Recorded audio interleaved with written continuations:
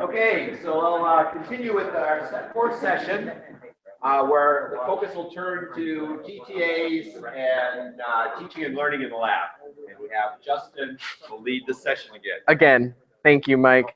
Okay, so I will say that my slides are set up in a very similar way as if something is happening at Michigan State, Mr. Little Sparty Head will appear in the top corner of the screen, so you know what is research, what is me just proselytizing up here, and what is actually stuff that we're doing at Michigan State. So you have sheets in front of you. There should be a packet and a lab example sheet. What I want you to do is start with activity 1.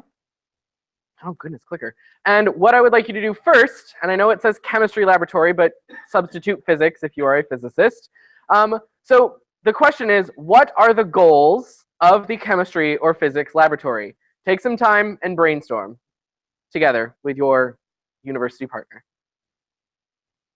Goals of this lab or lab in general? Lab in general. What are the goals of the chemistry or physics laboratory? And these can be your goals, they can be your department goals. What are the goals of the laboratory? I promise it's going somewhere.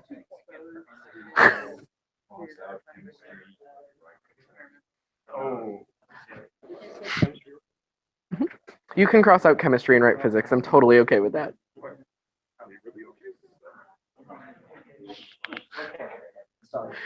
Teaching for diverse learners. Oh, thank you. Thank you.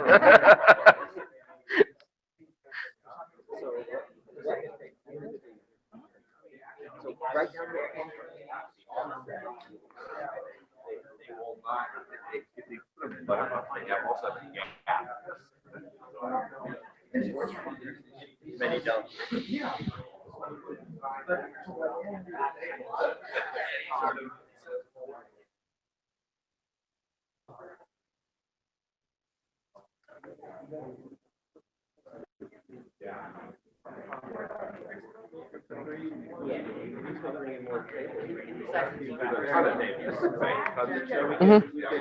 And I should say that this is for students taking your laboratories. What are the goals of the laboratory for the students?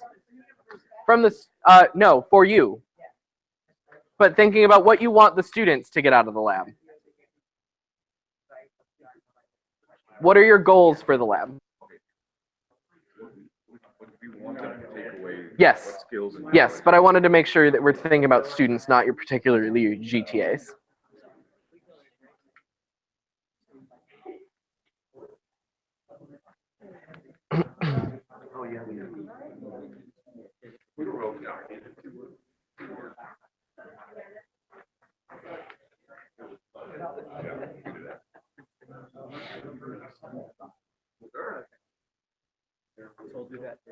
Yeah.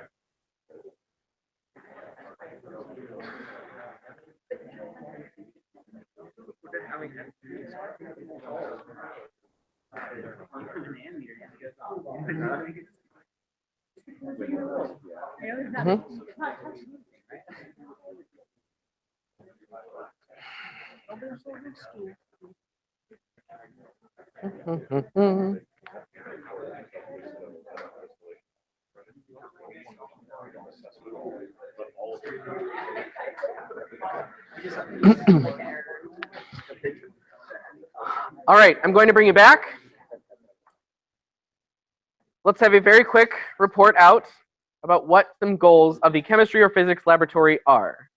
What do we want our students to get out of laboratory? It's like the $1,000,000 question. Yes, Holly. I would say practicing the scientific method. Okay. So formulating hypothesis, designing theoretically, but in our school, following a procedure to collect data. Okay. And then we really have a hard time having them make sense of that data, formulating a conclusion, and then communicating that in a clear way. Okay, good. We'll come back to that. It's like you saw my slides, but we'll come back to that. Anybody else want to share what our goal of the chemistry or physics lab is? Yes. Okay, we don't work in vacuums. We are scientists. We work together. Yes, Mary Fran. Yes, the lab is a dangerous place, especially the chemistry lab oftentimes. Jordan's running a lap around the room. You're over here. Yes, ethical behaviors. I didn't raise my hand. I know, Okay. but I'm running. Something that I personally, as a TA, like to is to show maybe the fun side or like the active side of science that they don't get in the classroom. Okay, perfect. So it's some sort of relevance to the students or excitement to the students. Good. Okay, so my next question to you, come on, do these goals differ for different audiences? Be it majors, non-majors, whether they're chemistry majors versus nursing majors versus biology majors. Take some time at your table and discuss this. Do these goals differ for different majors or different audiences? In my mind, maybe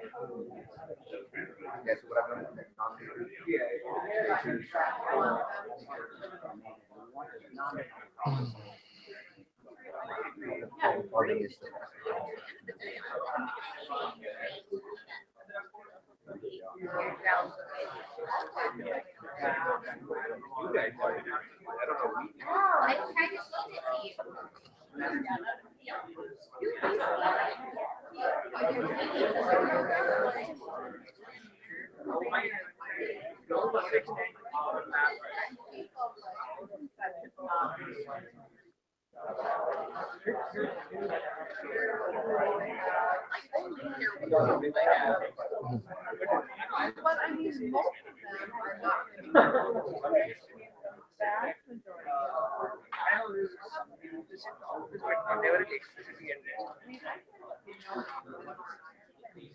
All right, I'm going to stop your discussion again.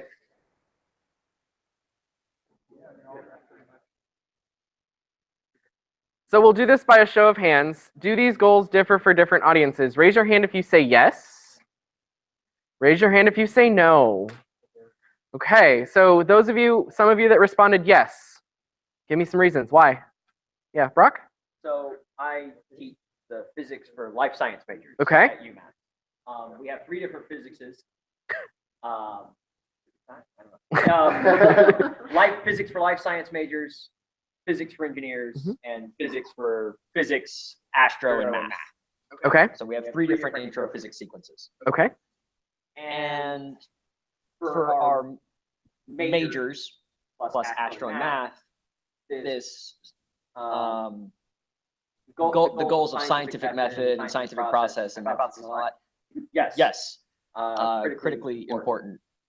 For our life science majors, I don't think that those skills might necessarily be as important because they're getting it in a more disciplinarily appropriate context in their other courses. But one thing that physics can really offer is more of the data analysis skills, like fitting and statistical analysis and that kind of a thing. Okay. That they might not have seen in either chem or bio. Okay. So we can, and the engineers, we'd have to go and talk to the engineering department and see where they sort of fall on the spectrum. But certainly those 2 extremes, I would say, would be wildly different. Okay, good. Okay, so for those of you that said no, that the goals are not different, why? Someone who would like to volunteer. Yeah, go for it. Forrest. I would say they're not different because, in a sense, my goals are so basic. I mean, it's still about problem solving. It's still about learning science in a physical, interactive way. For my bioscience classes versus my engineering labs, I make a slightly different emphasis on particular labs, maybe slightly different emphasis on the goals. The goals are basically the same. I'm pretty agnostic about going about doing it. I'll try to meet my students where they are, but my goals are the same. Okay, good.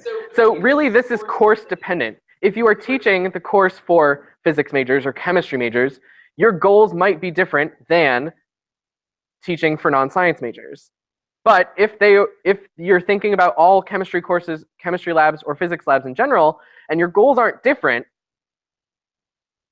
it's not a bad thing either. It really just depends on what your goals are. So I gave you a trick question. There really are no right or wrong answers here. I just want you to keep thinking that, they might differ for different audiences, but it really comes back to what your goals are for those courses. So it has to be thought of on a course level basis. What are your goals for that course, and do those goals differ for different audiences?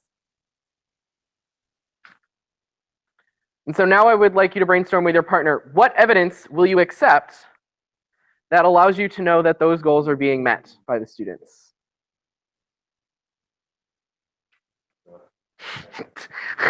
Don't ugh me.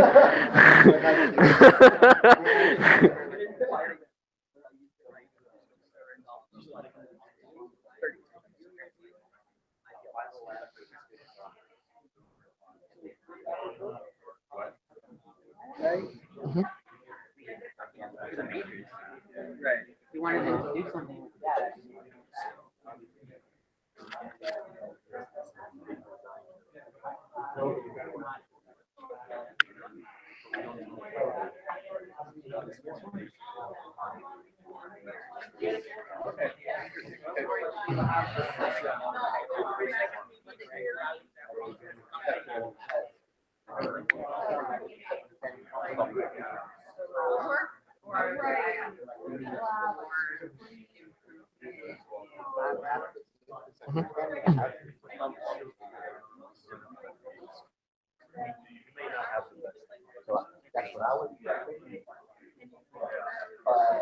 I'm trying to like pull up an example, so I always have a slide.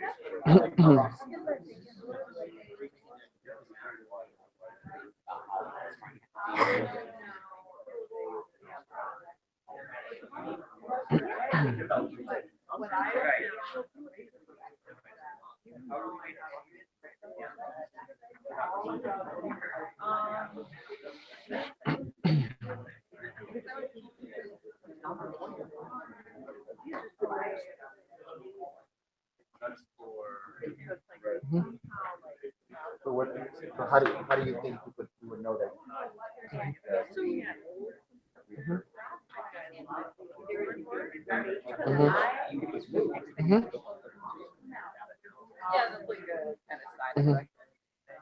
All right, I know you're in the middle of your discussions, but I want to pull you back, and we're going to move on. But what I want you to be thinking about as this part of the workshop goes forward is this last bit. This is the bit that needs to simmer for this entire bit of the presentation. What evidence are you going to accept that is going to allow you to know that the goals are being met? And so keep that in mind as we go through. If we're thinking about goals, we have to actually think about the purpose of lab. And so one particular source noted a myriad of things.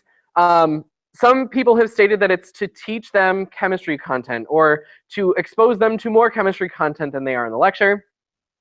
While others have said, it's really where they get their fine motor skills. It's how they use to manipulate equipment and really teach laboratory techniques. I apologize, this was for a chemistry audience, like borrowed slides. So this could be chemistry or physics content, but this was a chemistry article.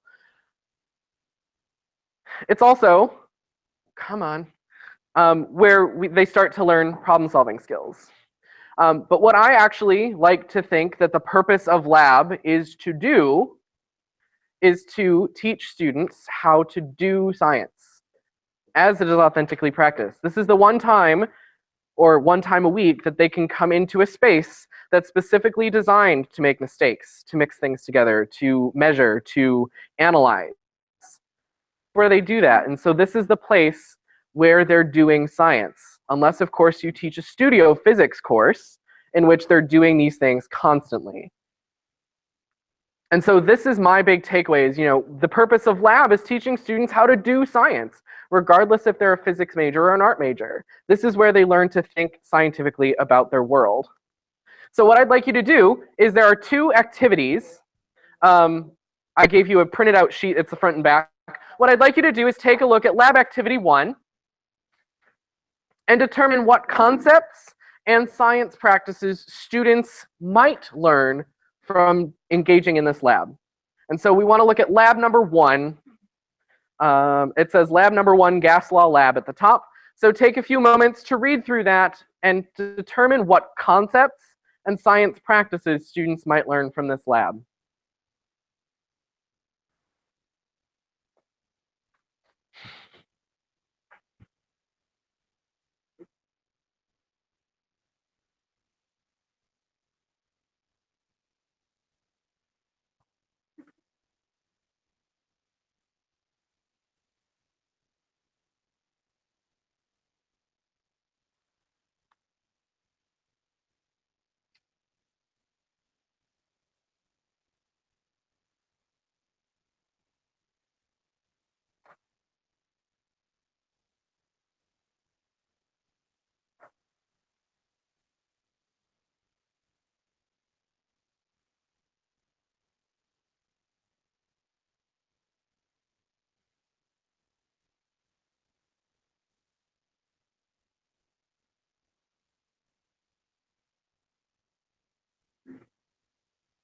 And there's space in the packet on the next page for you to write the content and the science practices that they would get out of this lab.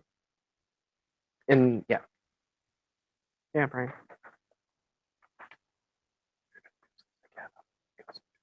Yeah.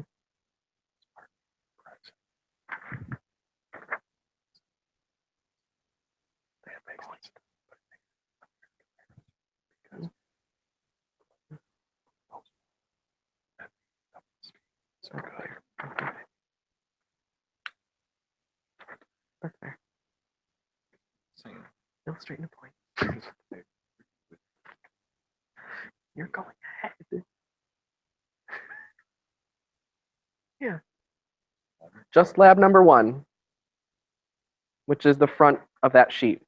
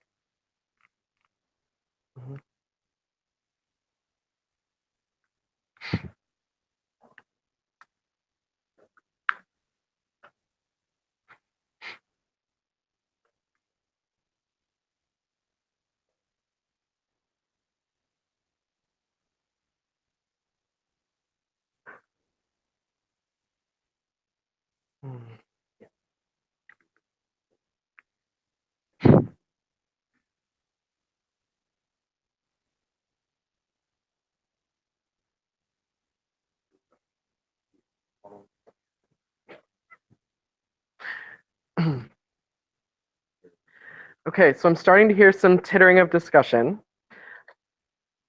What concepts might a student learn from this lab? We're focusing on lab number 1.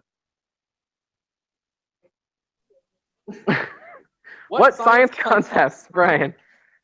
The relationship of the gas volume and the temperature of that gas. Yes. The relationship of freezing point of water and the solute. Okay. Are there any other concepts that a student might learn from engaging in this lab? Mary Fran? Really direct proportions. Direct proportions, how things are related, which is important in chemistry and physics. It's kind of our lifeblood. Things are related, why things work. Others, yeah, Banjo. Classification. Classification. Labeling things, distinguish between among the different temperatures and. Okay, so making measurements and things like that. Okay, good. So, okay. Okay.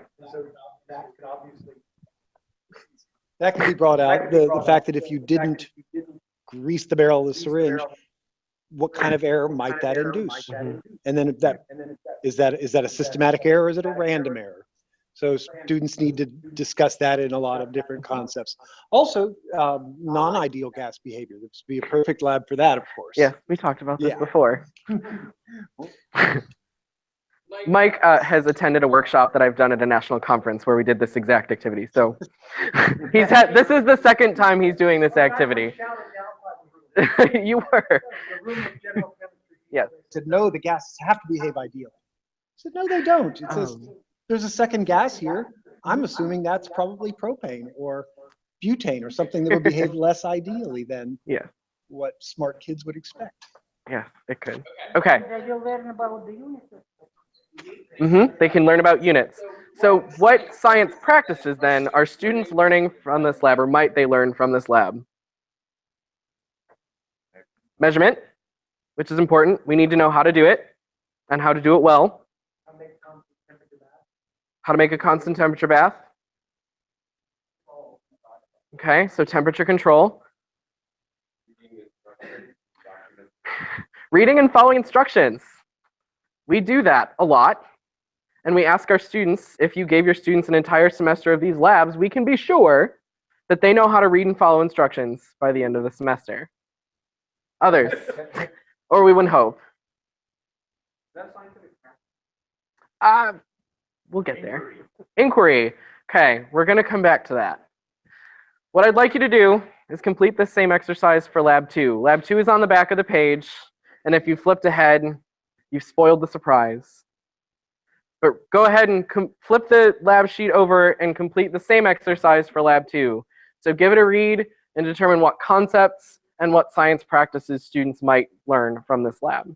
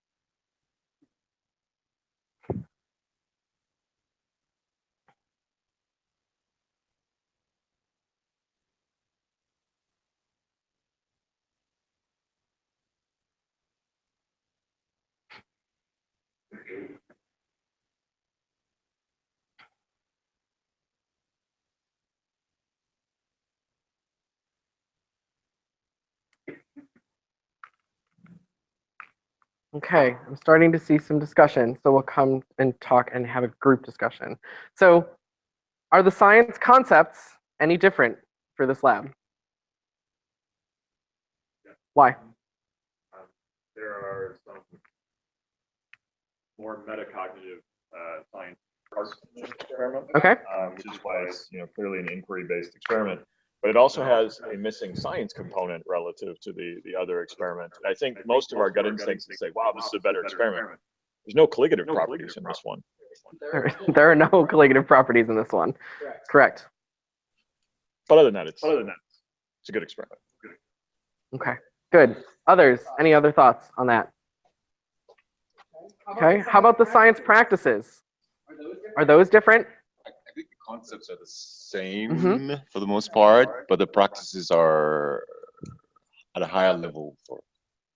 Okay, so why are they at a higher level? What is this asking students to do that the other one did not ask students to do? The first one pretty much just had the direction. It gave you the procedure. What do you do? For this one, it asked you, well, this is your goal. Now write a procedure. How are you going to do this? And you have these questions that help you write that procedure, but doesn't just give it away. Okay, so we're asking the students to think. I see Ginger's hand over there. Run, Jordan, run. Run past Horace, Jordan, run past Horace. I was going to say that in terms of concepts, I actually think that what this lab does conceptually that the other one doesn't is helping students to learn the meaning of units, not just how to use a unit. So not just the procedural knowledge of how to measure something and do all that, but the actual meaning behind the units that they're using. So they might not just do something, they might actually understand what it means, which is that, what we would hope for all students is that they understand. Forrest, do you have something? Yeah, first off, let me explain to everyone, I hate Tom Hanks. Personally. Secondly, there's an interesting question here on human morality. Is our motivation here to screw the customer over as much as possible by saving them as little nitrogen as we can? Or are we interested in being honest and generous here? So, interesting play that you could have your students exploring in. This might be good for a management class students as well. Okay. Sorry, I missed. What do you hate? Tom Hanks. Tom Hanks.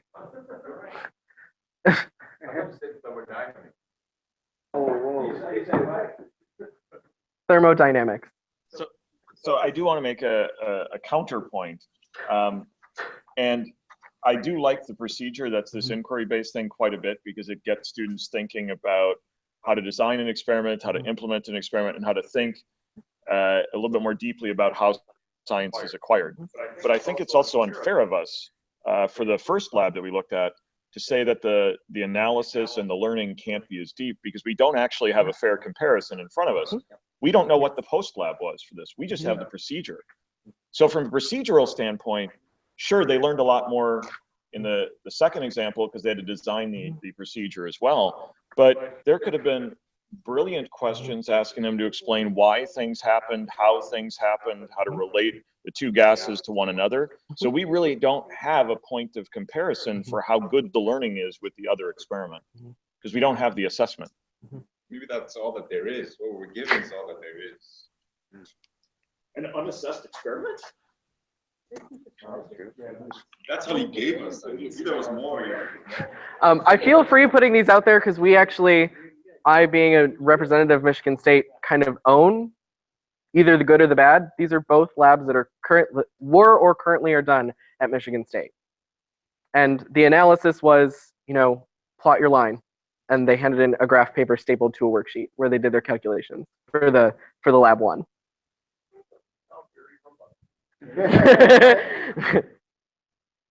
So I did it a little unfairly, and I asked you about science practices, which you all have your own definition of. And so me, being a researcher and being where I've come from at Michigan State, we're very focused on this lovely document.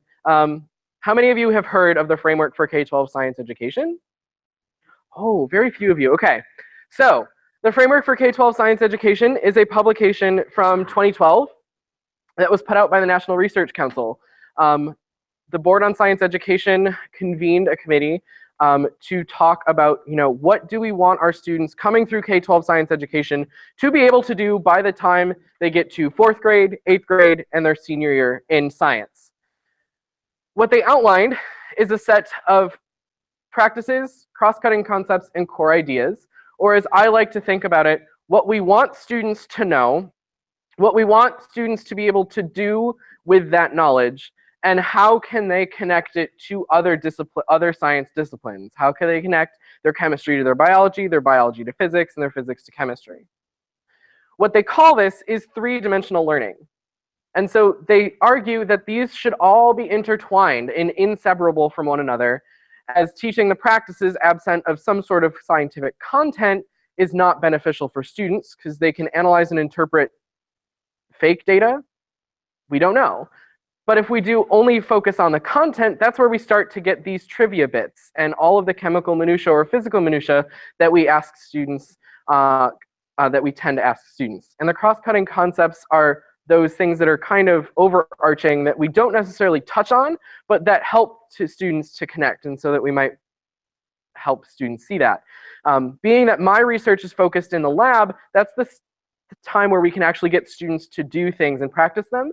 And so I've been really focused on what they call the scientific practices. They're actually called the scientific and engineering practices because they actually make a delineation between scientists and engineers. I don't particularly agree with that, but I think that as scientists, we all do these things. There are 8 scientific and engineering practices, and they say that these are the disaggregated components of inquiry. We've heard that word being used a couple of times already in this session. But this is how we go about answering scientific questions. If you look at this as a scientist, this should resonate. You can probably pinpoint multiple times a day or multiple times a week where you do these things. You're using math and computational thinking. You're analyzing and interpreting your data to obtain and evaluate and communicate information. And so these are the multiple ways of knowing and doing that scientists and engineers use in the real world. And so this is what we do as scientists. So wouldn't it be wonderful if we could get our students to do science, as at least outlined by the K-12 Framework for K-12 Science Education? Now, I've said K-12 a number of times. The only reason this document has the designation for K-12 Science Education is that was the only charge of the committee, was for K-12. If you actually go and look at the benchmarks for 12th grade chemists or 12th grade scientists, I would love if my college freshmen and sophomores could do the things that are in that document.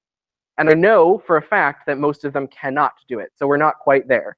And so it's almost artificial for me, at least, to say that a senior in high school is very different from a first semester freshman entering General Chemistry 1. I can't, in good faith, make that delineation for myself.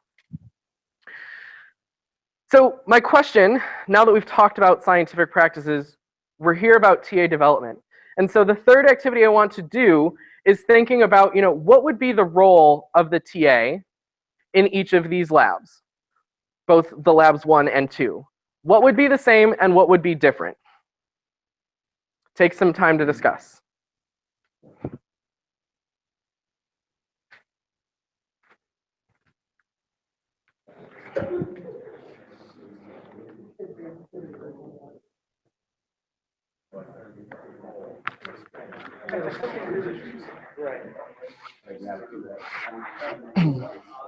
Water.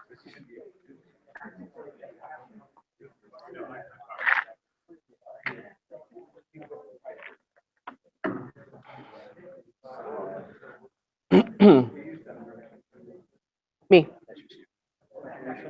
Attribution theory. It's literally called attribution theory. Okay, Mhm. I'll Google that then. I don't know what that is. It's a lot of social psychology stuff. So if it starts to look funny, like not science ed work, that's why. I have a lot of papers. The whole mindset. Yes. Okay. It's I didn't realize it was called attribution. You might find stuff by Carol Dweck. Yeah, Dweck is definitely, I know that word. DWECK. Yeah. is now that a little bit of that is incorporated into our general freshman or incoming student orientation now at Utah. So students show up in mass, like, every twice a week, different group of students twice a week in the summer before they come. Yeah. They're run through a little sort of like growth mindset little exercise. Good.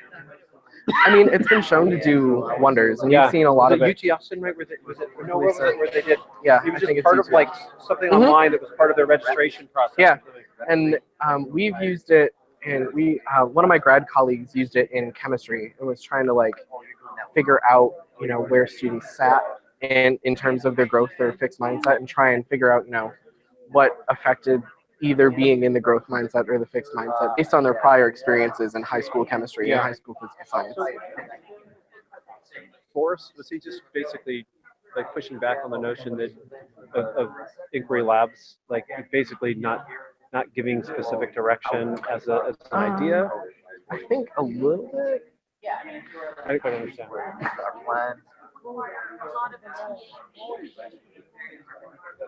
Unless you take that away, I feel like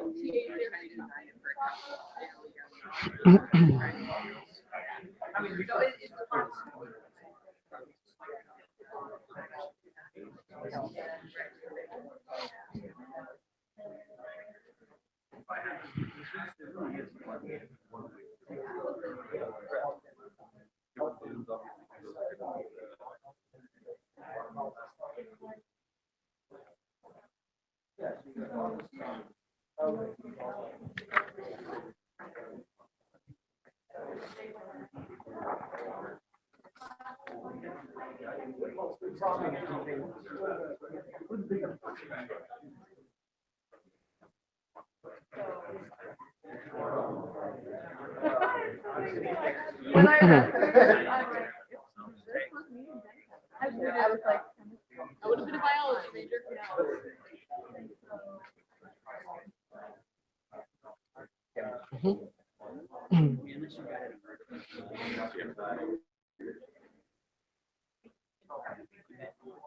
I like it in TA.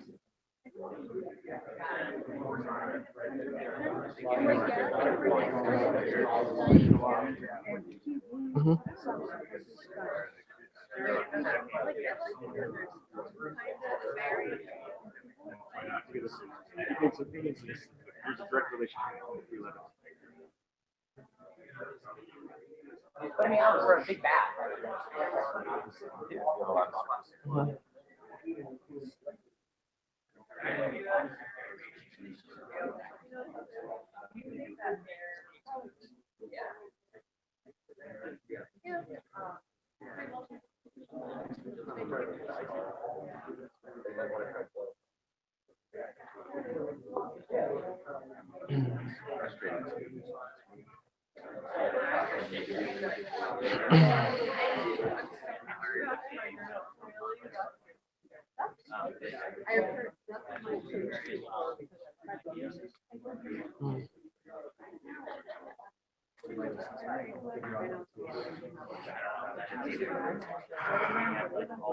Okay, so let's talk about the role of the TA in each of these labs. Who would like to volunteer? Lab number 1, what is the role of the TA with students completing lab number 1? I like that. Don't die. Be careful, watch what you're doing, make good measurements. Essentially, it's just babysitting. Other things that the TAs would be doing in lab 1, yeah. A demonstrator, right? Here's all this unfamiliar equipment. Here's how to use it. Here's what you're going to be doing. Go forth, youngins, and do the same thing that I just did for you. It sounds funny, but I as a general chemistry TA, that's what I did, because that was what the structure was. Troubleshooting is easier. Why?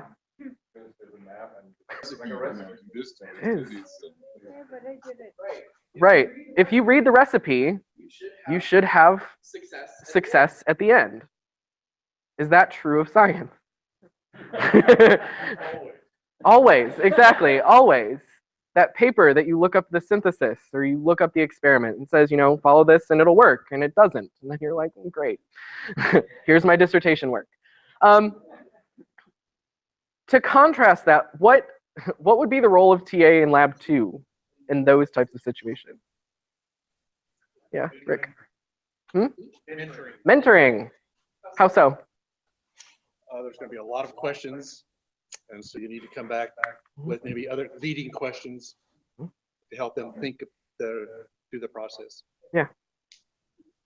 Making students fail productively. It's Yes. really tough. I will say that we do these types of labs at Michigan State.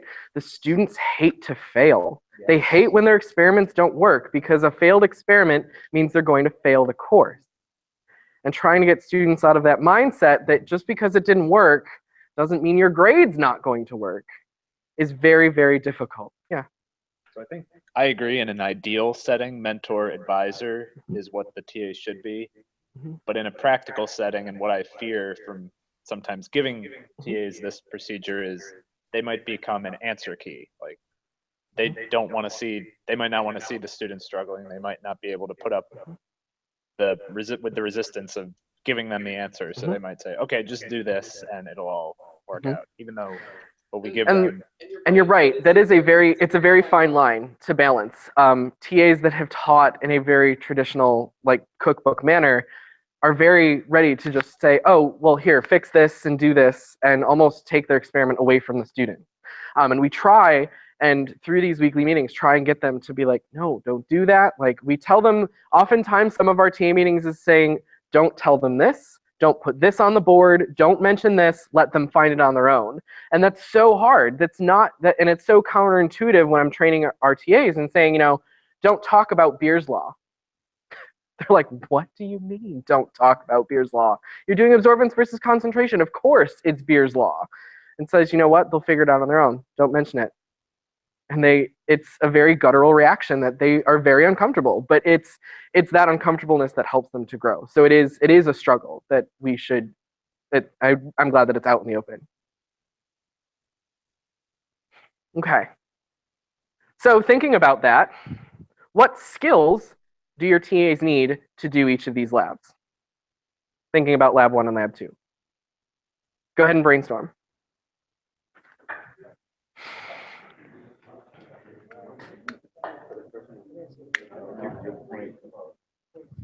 What do your TAs need to be able to do each of these labs, or to facilitate each of these labs?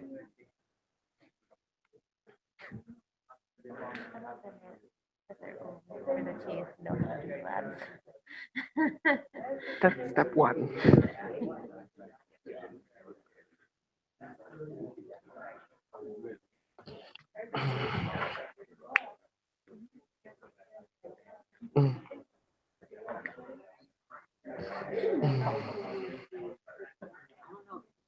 You have to do it yourself. You can't leave someone else. You can't do this.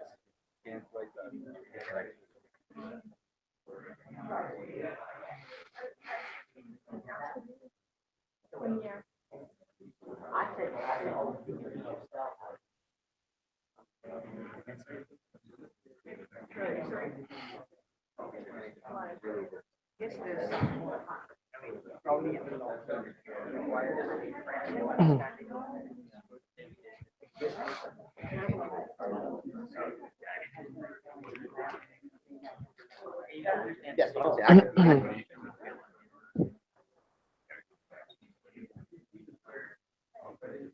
Yes, Very fast on our feet.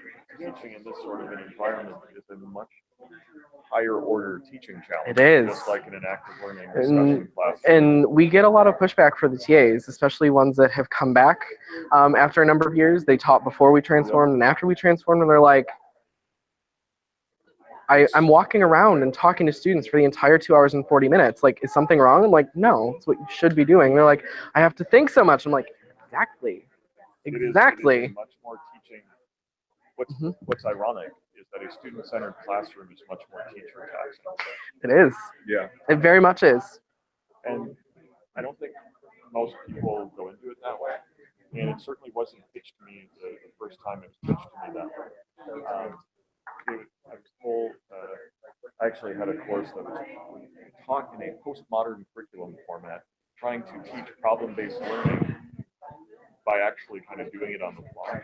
And I was like, you know, if you're doing it right, your students should be doing all the work. And it was such a misnomer because I could tell he was having to have really high-level intelligent conversation with all of us.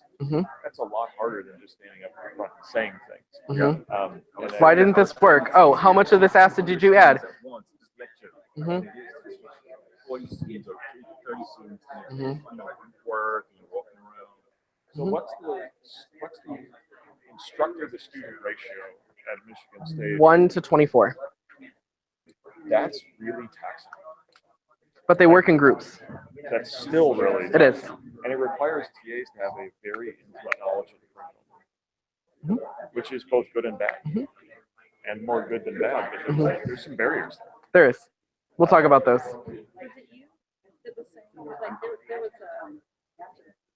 I was thinking the TA, you need, I think it'd be better to have assistants like undergrads or learning assistants. Because we have students that took the class before come back to work as something like the LA model, but slightly different. Yeah, and so, I mean, it's just it's a university or a department policy thing, is that we cannot hire undergraduate LAs to teach in our teaching labs. They can do lecture recitations and they can do supplemental instruction for the lecture courses, but they're not allowed into our lab spaces. They have to be graduate TAs, at least, and that's how it is at Michigan State. I know that at least at FIU, where I'm headed, undergrad LAs teach in the labs, which is, it's just not by themselves. We have them. Right, there is a graduate TA there. Call them studio fellows. Oh. Right, we have 1 or 2. So that, you know, because if you have 8 groups working at once and one GTA, there's an issue, and it quickly builds up. It does. It goes crazy. It can build, and I mean, we'll talk about that a little bit. I'll share some of the things that we've done at Michigan State too. Okay, so what skills would the TAs need for each of the labs? Let's start with the easy one, lab number 1. What does a TA need to be able to do to successfully facilitate lab number 1? Yes, Joe. They need to be able to do the science and babysit. Okay, so they need to know what's happening, what the expected result is, if you will, and they need to babysit, again, to make sure nobody gets hurt, to make sure everything is going well. What else? Are there any other skills that the TAs would need to do lab 1? So they need the time to grade whatever happens to be the outcome of this lab. Okay. Anything else? Okay. What about lab number 2? Yeah, Ryan. So we were talking about how for lab 2, you have to be more patient. You need to be more of a person who's willing to listen. You have to get comfortable with awkward silences, and it's good to have a thicker skin as well, because students will get very frustrated at you. They do. I can speak from experience, and they do get frustrated. Ginger. Building on what you said, I think that all falls under this umbrella of having some social skills and social intelligence. So not just being able to mitigate the difficult situations when they're brought to you, but reading your group and anticipating the issues and being a little bit of a psychologist when students get stressed, because I think they do tend to get more stressed with this kind of experiment. So it seems like a tall order. We're not only asking them to know the content now and know how to grade and babysit, because inevitably something will go wrong, but now we're asking them to be social psychologists. I forgot to mention that the students do lab 2 in groups of 4. So there is often the problem that, 2 members of the group do all the work and 2 members sit there on their phones and text and Facebook the entire time. They're not only just a teacher or a facilitator, they're also a social psychologist. Yeah, Brian. Yes, I also think that they have to know how to ask probing questions without giving out the answer. So like one example is like, how will you measure the volume of the container? If someone's like, oh, I don't know, can you help me out? And you're like, you could just tell them to think about it, or well, how have you measured before? Or how have you done this? Or without saying, well, use water displacement or something like that. Exactly. And so this is kind of paramount in how our TA training informs what the students need to do, TAs need to facilitate in the labs, is that, we need to teach them those probing questions, how to ask a probing question and essentially lead them to the answer. Now, again, with what Brian said about the frustration, the students get super frustrated. And so we tell them, don't just have your knee-jerk reaction when a student asks a question be to give them the answer. But if it's the 6th time you've been to visit this group with the same question and it's still going over their head, give them something. The frustration is key to learning, but if they get too frustrated and overwhelmed, they're going to shut down and do nothing. And so trying to strike that balance is something that we focus on in our TA training. Let's take one more. Yeah. So I guess maybe this is a misunderstanding about the lab to itself, but so the students make they design the procedure themselves, right? Mm-hmm. That's how it works. So I guess if there's a group which something goes over their head or something, and whatever procedure they made has a fatal flaw, it will not work. Mm-hmm. Does the TA come in with a full plan that will actually get the lab done, or does the group do nothing? So I think my answer is kind of in between those two. The group hasn't done nothing. The group has done science. And that's what we try and instill in our students. Even if the students get negative results and nothing worked and it was the same volume at every temperature, that's their evidence, and their claim that they make at the end better reflect that evidence. It's what they've got. We might take a point off out of 25 for the day because they didn't show the correct relationship. So it's so not focused on whether they get the right answer, but it's really focused on the problem. And the second part was, the TAs don't necessarily have a canned procedure, but they have done it themselves. Our TAs are trained and they work through each project themselves beforehand, so they have an idea of what works, what doesn't work, and so they can guide the students in the right direction if there is a group of students who's having trouble. The way our labs are set up, each lab can be done in 45 minutes across the 4 people in the group. And so 40-minute lab section. So that gives them plenty of time to fail, revise, re-edit, and redo things. And so we've designed it intentionally so that this can happen. They can fail once, twice, 3 times, depending on the lab, and still get good results, still get what they need to do and accomplish the goals of their project. Max, I saw your hand up. How to get these dozen questions graded Mm-hmm. in a reasonable amount of time. Okay. The other issue is, how do you reconcile this with the fact that experiment is the real thing and theory is the interpretation of nature? So theory has to match with experiment, but their experiment was fundamentally flawed, and they don't have the tools yet to understand how that goes. It seems like this says the textbooks are true because they're written down. Yeah, so to answer the first part of their question, the TAs don't grade each of these individual questions. There is a different reporting mechanism that the TAs actually grade that's shorter, and I'll talk a little bit about what that is in a second with my next couple slides. The second, about the theory, we do start to have that conversation. If they've done stuff that has failed the entire lab period, the TA has conversations being like, what was supposed to happen? And they're like, well, it's supposed to, as you increase the temperature, the balloon's supposed to get bigger, or the bubble in the graduated cylinder is supposed to get bigger, and say, okay, so talk about in your report out why you think that you didn't see what you expected, and start to think about what you particularly did. And so yes, there is a little bit of discussion about, why this didn't match with what we expected and how, this doesn't fit with theory.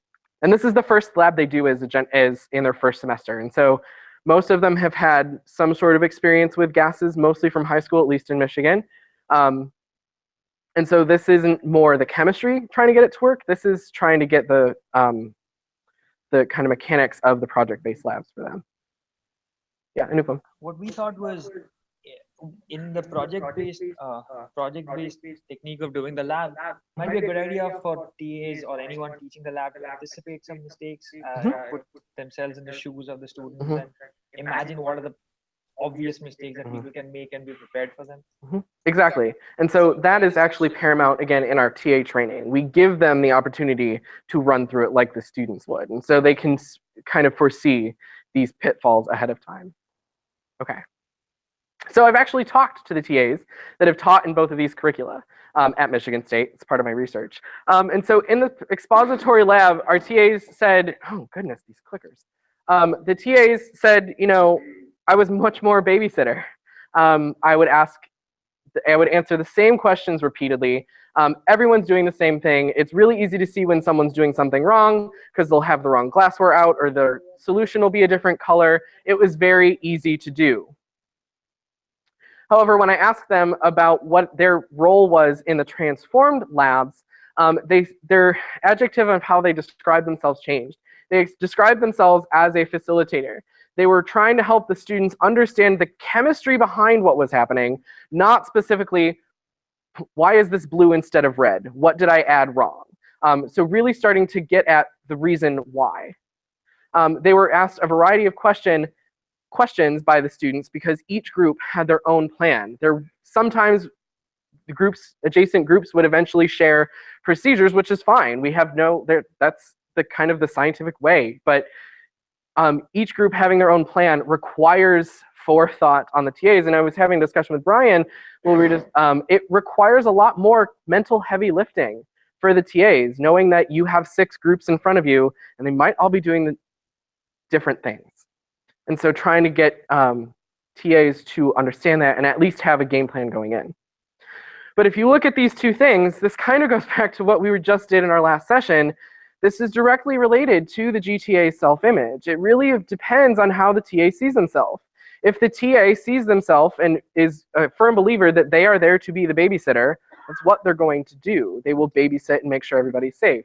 But if they know that their self-image is of a facilitator, then they will fill that role. And so these two things that we've been talking about this morning are kind of intimately related. You can't separate them from each other. Okay, activity 4. So what I would like you to do is think about what particular activities you could do with your TAs to prepare them for some sort of transformed laboratory activities. I would like you to discuss with your pairs. Go forth. Yes, Brian. That is, TAs were doing something before and now they're transformed in a different setting? Yeah. Or we're just going to teach new TAs a transformed way?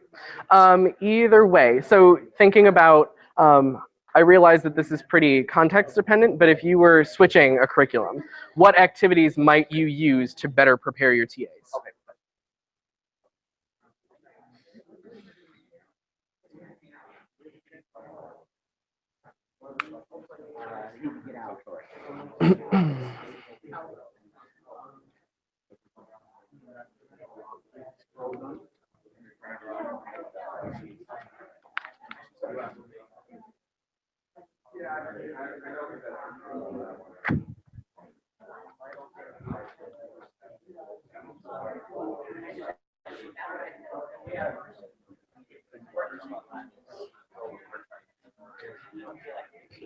I'm running a bit long. I apologize. Right, don't worry about it. Okay.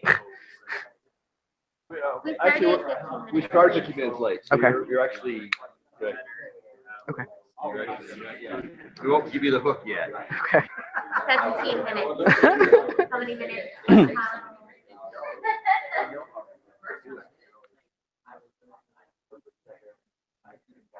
Oh, I shouldn't do it on there. I should do it over here.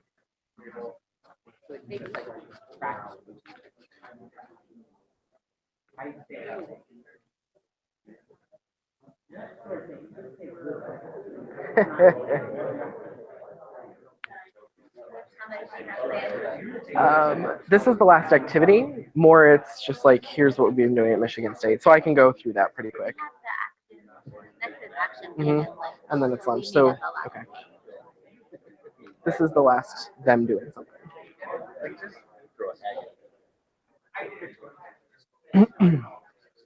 And so while you're thinking about what activities your TAs might do to best prepare them, also think about how you might prepare them for pitfalls and student questions. Can I Yeah. ask you, do you have the same ratio? For example, there's one TA to 24 students, Mhm. is that right? Yes. In both of the classes? Yes. Okay. But they're working in groups of 4, so Mhm. one TA is managing 6 different Yes. projects at a time. We have one big room that holds 88 students, and so it's 4 TAs and 88 students. And so based on where things are located in the room, our end TAs, the ones on the two ends, have 20 students, and the ones in the middle have 24. But the ones on the ends are responsible for watching the liquid reagents and the hazardous waste containers so that they don't overflow or they don't run out. And so we offload a group from them so that they can watch those other things. And so we try and equal it out so that everybody's got the same amount of cognitive, like, heavy lifting they're doing. Are they allowed to float at all? Or are you like, these are your 6, like, do not talk to me? They can float, you know, if like the TAs, I mean, they're in one long room, so there's always cross communication. There's no walls, and so you can stand at one end and just look down the other. And so there are things like sometimes students will be having trouble and with their procedure, and they'll just walk 5 or 6 bench tops down and see like what some other group is doing. And so they'll come back to their group and be like, so they're doing this. Maybe we should try this. This might work. And so there is, the TA is responsible for their students' grading and reports and such. But in terms of, you know, be help TABA students, yes. Well, and also the TAs can confer with each other. Yeah, it's really helpful having 4 TAs in a room because if one has to go to the bathroom or take a phone call, go change a reaction upstairs, as long as there's, at least we've got it worked out that legally we can have 2 TAs in that room that are missing at a time. We don't like to, but you know, if a TA has to run to a restroom, 3 TAs is not that much different. Yeah.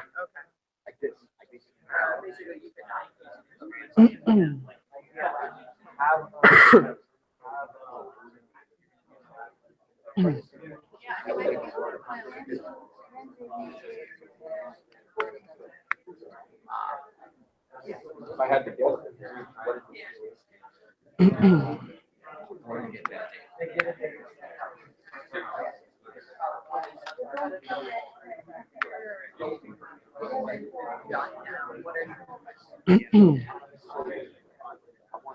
Okay, in the interest of time and in the interest of giving you the most amount of time to work on your action plan, because I know I've given you a lot to chew on this morning, we're not going to have a group report out about this, but I don't want you to stop thinking about these 3 questions, because these could very well help inform what you're going to do in your action plan. So, you know, what activities are going to best prepare your TAs for even the lab activities that you have now, whether it be transformed or cookbook, it doesn't matter. What activities are going to best prepare them?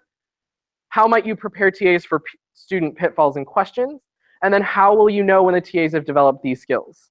And so those are the 3 questions to have in the back of your mind as you're working on your action plans after I finish blabbering on up here. So what I'd like to do now is kind of focus on what we've done at Michigan State to give you one example of what is happening currently. So at Michigan State in our chemistry department, we have a different curriculum. We use Melanie Cooper's published cooperative chemistry lab manual, which uses multi-week group projects where students are doing their own designing of procedures and they're actually enacting them.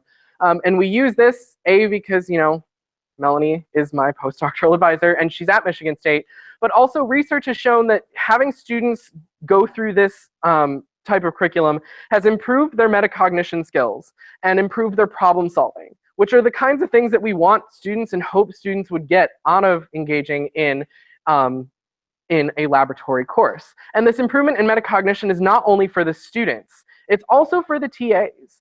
We've seen a lot of TA metacognition improved as a result of TAing this course. And so it's not just a one-fold this is for the betterment of the students, it's also because it's better for the TAs. We've seen them be more reflective about their teaching through this curriculum. I will highlight one of the projects we were recently published in the Journal of Chemical Education, a project-based laboratory that focuses on chemiluminescence, but is really designed around these scientific and engineering practices. And actually, we were just featured on the cover of the May issue of JChemEd. And so you can go get this publication. And so the students make their own glow sticks in cuvettes and then measure the intensity of the fluorescence at a particular wavelength to see how to make the brightest glow stick they can and to make a unique color. And so it's something that's very fun for the students. Their eyes light up when they can actually make their test tube glow for like 10, 15 minutes. Great. So these are the scientific and engineering practices. They should look familiar. The gray cells in this table are practices that the students engage in by doing this particular project. It's a 2-week project, and it's the second one that they do in the semester. And so you can see that students are doing a lot in this particular project. Students are, come on. We ask students to design solutions. The whole scenario of the project is that they're working at a glow stick manufacturing company, and they've been asked by a customer to create 2 types of glow sticks, one that is really intense for about a minute, and then one that's a unique color that is not just red, yellow, green, or blue, which are the dyes we give them, that lasts for as long as possible. So that really it sets them on a goal, and they have to come up with a solution to be able to address these requests. We ask them to plan and carry out their own investigation. They have to write a preliminary plan. This is true across all of our project-based labs. My favorite is this caveat at the bottom. Each person should be doing chemistry. This is how and in our students' planning documents that they submit, it has to be done by person what each specific person is going to do that week. And in their individual lab notebooks, they have to say, you know, what did I do and what did I find? It's okay if they did one particular measurement for an entire experiment. It's what they did, and that's what they contributed to the group. But everybody has to be doing something. Then they do the reaction, they see it glow, and they're really excited. But after they do that, we ask them some guiding questions to analyze and interpret their data. So, you know, okay, why did we have different dye solutions? What was the purpose of that? What is the effect of varying the ratio of 2 dye solutions to get that color? And, you know, what caused the reaction to go faster? Now, we do this in the first semester. There's no mention in here of kinetics or equilibrium, nothing. It's really just, how do I get this to be as bright as possible for the shortest amount of time? So you could use this in a second semester course and say, you know, figure out the rate equation. What is the limiting reagent here? What is really driving, what is the rate limiting step of this reaction? We do give them the chemical structures for all of the things that happen and all of the kind of players in this chemical reaction. So you could use it for an upper division lab, but we don't for this particular purpose. And then the report out, I mentioned that they do a bit different reporting out. The first 2 labs we do, we actually have them do a claim evidence reasoning statement.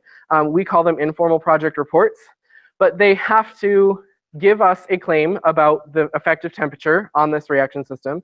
They have to give us evidence that supports that claim, and you know, why and how does your evidence support that claim.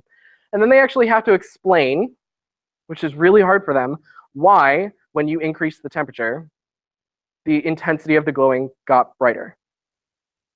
And so we've kind of trained through the CLUE curriculum, which is our general chemistry curriculum at Michigan State. We've got them to understand that, you know, increasing temperature increases the number of collision and increases the rate of the reaction. That's like a mantra in our chemistry courses. And so we've got them primed to kind of say that. But it really starts to get at why when you turn up the temperature on something does, say, this reaction go faster or get brighter. And so this is just an example of how we're engaging students in the practices. So we're not asking them to answer all of these guiding questions, but to write this statement, they need to be able to answer to themselves all of those guiding questions. And so no, the TA doesn't grade all those guiding questions. They do grade this informal project summary, which is sometimes 3 or 4 sentences per group. This is our first semester curriculum. We do 5 projects. And if you look at this, the green shaded boxes are practices that are engaged in. The white boxes are absent. It is not our intent to have every project hit every practice. That would be a lot for the students. But what you should be able to see is that the students have had an opportunity to engage in all of the practices at least once throughout the semester. So we're hitting all of these different practices in kind of in real time. We're not specifically setting out to, oh, okay, you know, in our gas and our temperature volume, we didn't specifically put any of these in. We might have tweaked wording of questions to get these in there, but they're not artificial. So these are just based on the projects that we give them. And so we can actually move this into the second semester. We do have one of the projects in the second semester that hits all the science practices, but it's the second to last project they do. They actually make and dissolve their own artificial kidney stones, which our pre-med majors and nursing majors absolutely love. No, no, they do not try to pass it. So I will say that the kidney stones that they try to make are about the size of a ping pong ball. So they'd be really hard to pass. And they're artificial. So, but it gives some sort of context, and it seems to be one of their favorites. And so our TA training and preparation is kind of threefold. Pre-semester, we go over their TA handbook. We have an electronic laboratory notebook because of the way we have to work in groups. And so we have to train them on, you know, here's how the electronic laboratory notebook works. And if we liken it to notebook, being like, okay, if I want to share something with Holly, I have to write it in my notebook and then give it to her so she can read it. And trying to make it as clear as possible what is working has worked for us. And we can talk more about any of these at lunch or at dinner, because I have oodles of resources. We also go over the grading policies and procedures, and then that contract that I mentioned that we kind of go over with them. That's all done pre-semester. During our weekly meetings is housekeeping. You know, this grading is due, this project is coming up, make sure you're doing this. Formal reports are in 3 weeks, keep a heads up. We also do grading calibration. So we have a rubric for these informal project reports, and we actually give them 4 examples of student responses and have them grade in front of us. And we talk about their grading as a group so that we don't have this massive spread of grades just because the TAs aren't calibrated or they're grading wildly different. So we try and get that, you know, we try and calibrate them. There's always going to be wildly different scores based on what the students give, but we really are trying to limit the TA influence on that. And we also give them that time to practice. They work through the lab projects as the students would work them. We just give them all the materials and say, you know, I'll be here and I facilitate the lab training. And so I will act like a TA. I go up and ask them guiding questions. I try and work them through the lab, help them troubleshoot. And so I'm modeling for them what we hope them to model for the students. And then in real time, myself and the general chemistry lab director will pop in kind of uninvited and unsurprised. And we'll give just-in-time feedback. So if the TA is struggling with a particular group, we can address it right then. If they're having trouble, if all of their students are having trouble with a particular thing, we can go around and help facilitate and give the TA tips to figure it out. And we also give them feedback and help if they need it. And if there's a group that just won't work together, they're yelling and screaming, we can help defray that situation. And so we do, we pop in, we run labs every day of the week, 8, 11, and 2. So we're down in the labs a lot, giving them that real-time feedback. The question that we still haven't answered for ourselves is how we'll know when the TAs have actually developed the skills that we are trying to teach them. That is something that we at Michigan State are still working on. We have been to this particular workshop. We were here 2 years ago. I wasn't, but our general chemistry director was.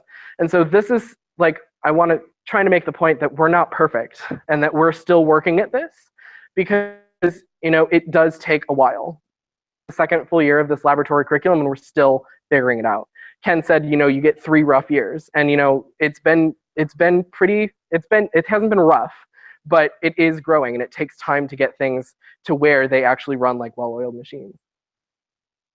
And with that, I will stop talking and let you have some time to work on your action plans. So with that, thank you.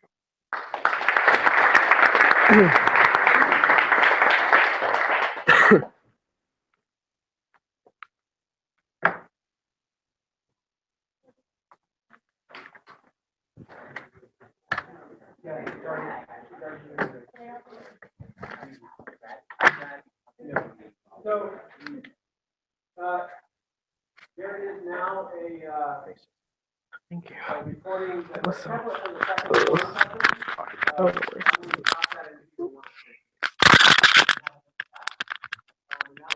recording will be So it'll be after Ken's session.